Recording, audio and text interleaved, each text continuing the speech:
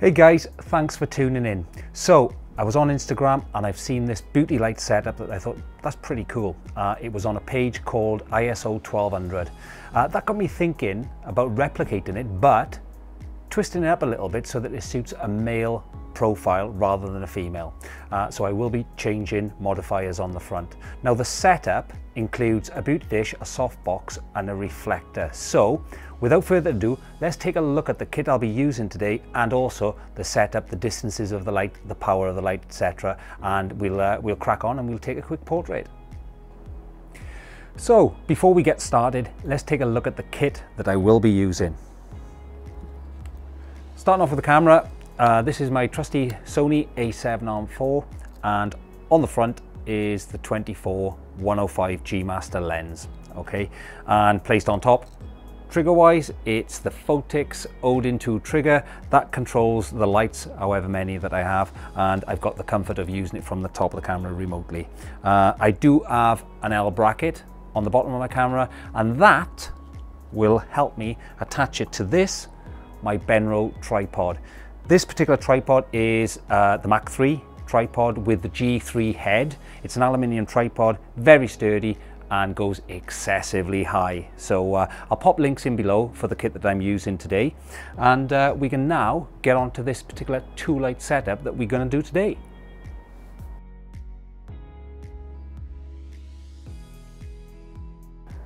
So the setup today is a two light setup.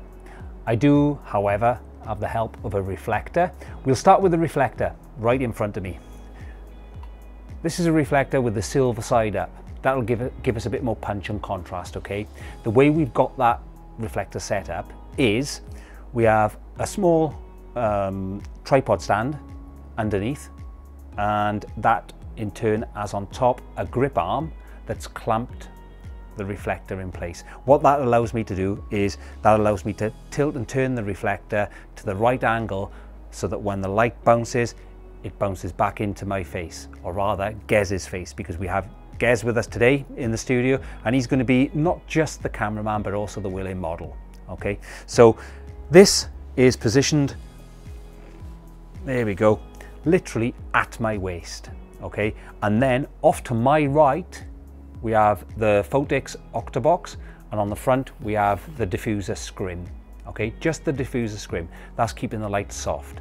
Again, this is about, I would say, about 2 foot from me, and it's tilted just forward about 45 degrees. It's mounted on a C-stand with wheels. That allows us portability around the studio, and I really do love using a C-stand, to be fair. The quality, the weight, everything feels safe, to be honest, so we like using that. The light that's powered through this softbox is a Photix Indra 500, okay, and the light behind is also a Photix Indra 500, and on that as a modifier we have a 27-inch beauty dish, again with the diffuser sock on the front. So both sources of lights are relatively soft until we put grids and the egg crate front on this particular modifier. Again, the light behind me is popped onto a C-stand, and both lights are powered by portable battery packs. So we are looking at around about 2.5 foot behind me for the beauty dish. It's, there we go, 45 degrees behind me.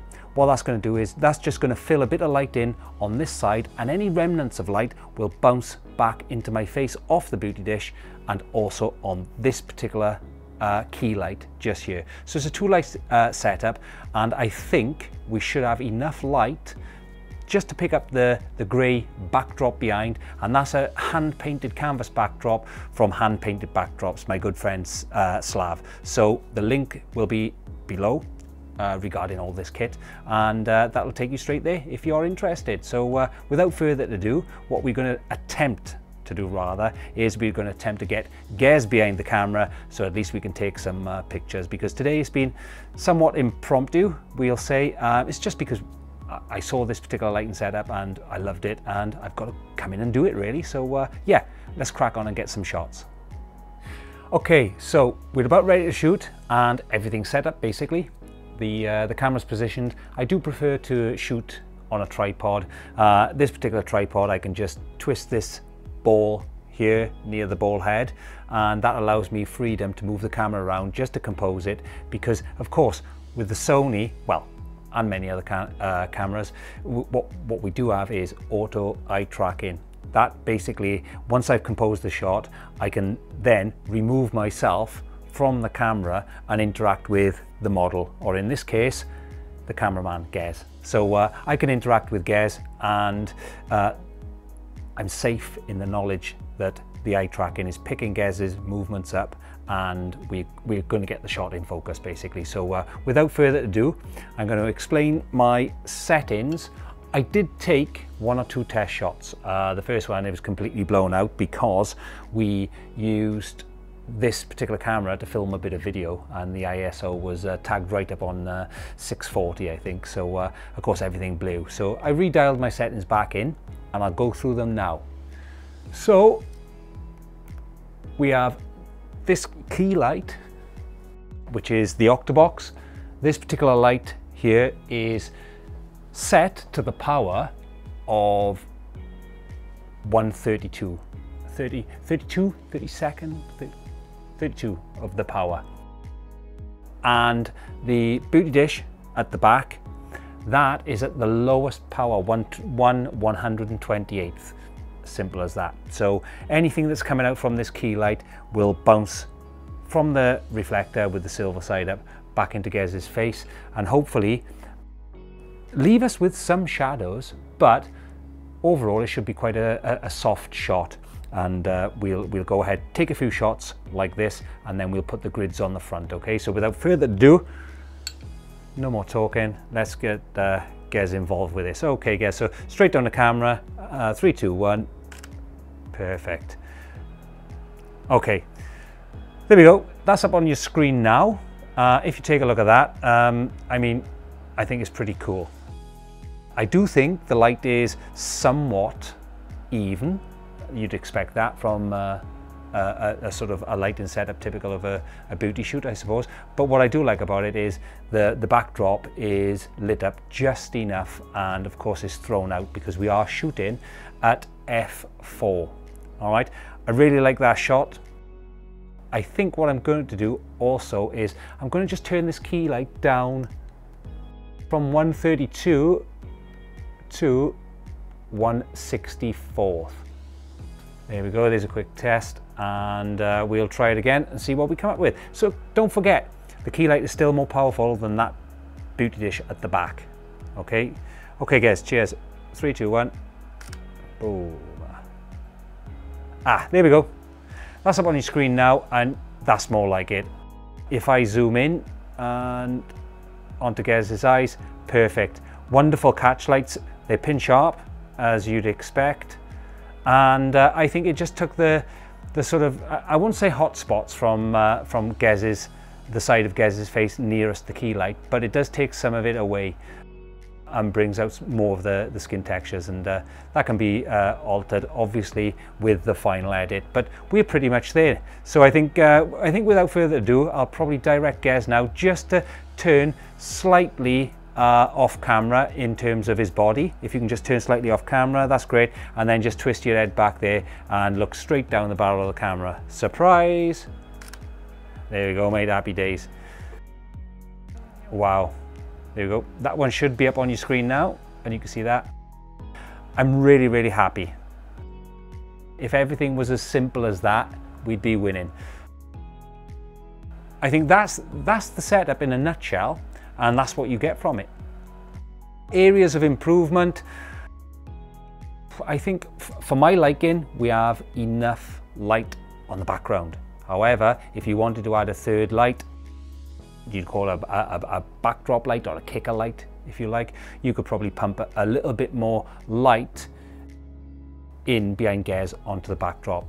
Me personally, I quite like it the way it is, and there's no need for the extra lights. I think the reflector have done its job well, and what I'd like to do now is I would basically like to change, or rather add to this key light, add the egg crate grid to the key light, and also this beauty dish at the back.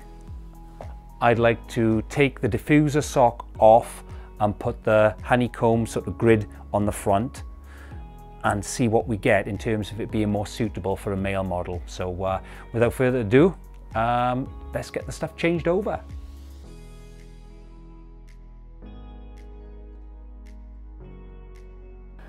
Okay, now the new setup. We haven't changed anything with the reflector, that stays in situ. All we've done is we've put the honeycomb grid onto the booty dish at the back, to the side and to the back rather, and we've put this egg crate on the front of the octobox. Basically what that's going to do is that's going to channel the light into Gez, okay, and in doing so I'm expecting quite a bit of a shift in perhaps temperature. I'm shooting on auto white balance, so maybe a shift in temperature, but definitely a shift in power in comparison to the backlight being on the lowest power, 1/128th, and if I remember rightly, this key light was 1/32 of the power. Okay, so I'm expecting to change things up a bit and get slightly different results. Okay, so the settings that I'm going for now will be the 132, 160. Okay, will be the booty dish at the back will be 132 of the power this time instead of minimum power of 128th, and the key light drops from 132 to 1/16th. And I think that's going to give us pretty much what we are hoping for in terms of exposure. I'll just fire off some shots with Gez and see what we can get. Okay, here we go, Gez. 3, 2, 1. Practice makes perfect. We're pretty much there, to be fair. Yes, there's a slight excuse me. There's a slight shift, if you like, in temperature from the others. However, I think Gez's offside, we'll call it, of his face, the face that's lit by the backlight, the booty dish, that's gone somewhat darker and created exactly what I wanted really, which was a bit more of a moodier, dramatic look. Very happy with that, and I think all that's left now is to pop a few shots up on your screen once I take them with Gez, and we can do some side-by-side comparisons then. So I'll just crack on and take a few more shots of Gez. Okay mate, there we go, straight down the camera. Brilliant. Notice how I'm peeping from, I mean, I've known Gez a long time, so he's pretty much fed up at my face at the moment, but this auto eye tracking does enable me to sort of peep and bob around and literally take portraits by surprise. We'll rattle off a couple of shots, make sure that I have something. Here we go, 1, 2, 3, brilliant. And if you could just do one more with your body twisted off camera somewhat over this way and turn back in, that's really good. And just relax yourself down a little bit, that's perfect. Okay, 3, 2, 1. Magic. Fantastic. Okay, we'll get some side-by-side comparisons now, and what I'll do is I'll pop the raw files up and then the edited versions for you.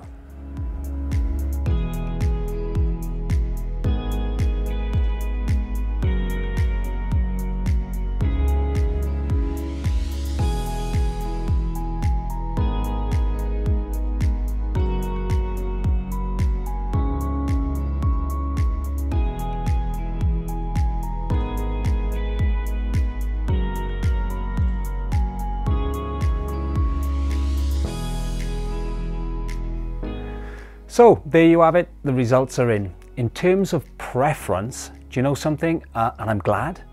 I think I prefer the setup with the grids on the front, which in turn does confirm my suspicions that it would be more suitable with a more contrasty look for a male model rather than a female.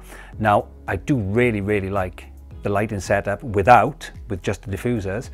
It gives it a softer look. What I did notice about Gez on the second setup with the grids is that on Gez's side of his face there is that little deeper shadow going on, and I think I prefer it. Catch lights are perfect in the eyes on both setups, but it's just my personal preference in terms of, I think in terms of shadows, and shadows obviously they add dramatic effect. So please let me know in the comments below which one you prefer, if any, and also don't forget, please subscribe, and also bing bong, hit that bell. But for now, I'm out of here until I get another bright idea. Take care.